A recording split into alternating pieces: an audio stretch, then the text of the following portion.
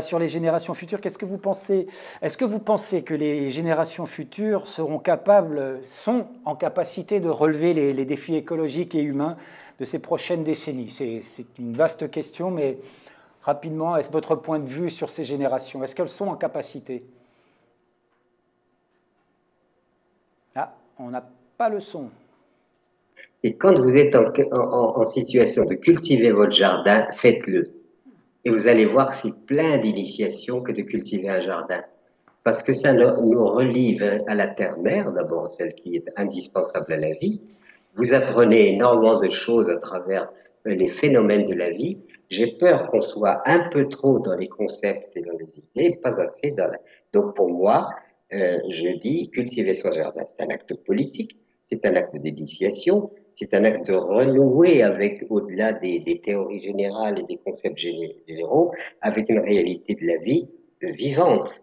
Évidemment, on se bat, nous, pour que cette terre ne soit pas, ne soit pas dénaturée, parce qu'elle l'est de plus en plus. On ne se rend pas compte du cataclysme terrible qui est en train de, que le XXe siècle aura fait en empoisonnant la terre, en empoisonnant l'eau, en empoisonnant l'air, en empoisonnant tout.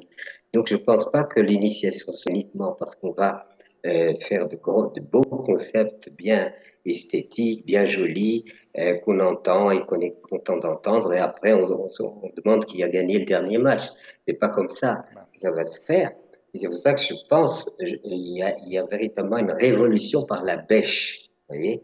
Et c'est pas seulement pour se nourrir, mais c'est pour aussi connaître cette réalité et sortir de cette surabondance de concepts qui finalement engloutit la réalité et fait que il n'y a pas d'initiation.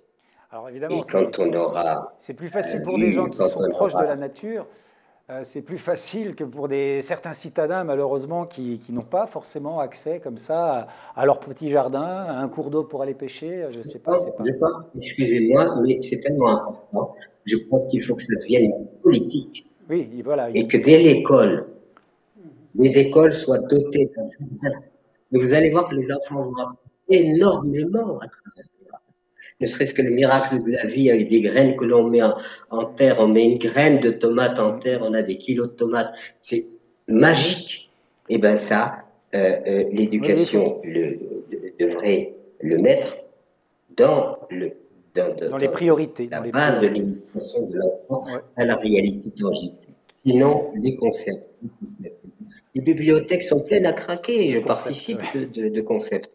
Mais le problème aujourd'hui, c'est qu'on ne mangera pas, disons, comme disait Huxley, une bonne recette culinaire ne vaut pas le plus mauvais repas.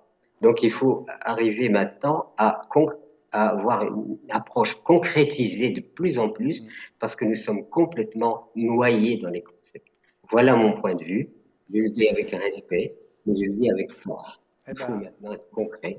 Il faudrait une politique qui change et qui permette dans les écoles de doter de ce qu'il faut, l'approche animale, l'approche végétale. Il faut que la politique générale, sinon, évidemment, on va rester encore à croire que les bouquins culinaires sont ce qui vont nous sauver.